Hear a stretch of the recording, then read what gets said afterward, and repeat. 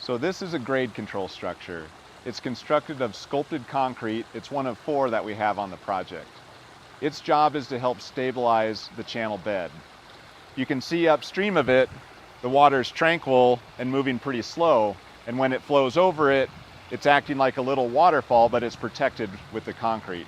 So when you have this in combination with other grade control structures, you have a series of mini waterfalls with slow water moving in between them.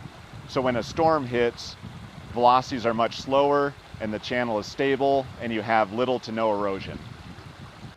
So this is our meandering active channel.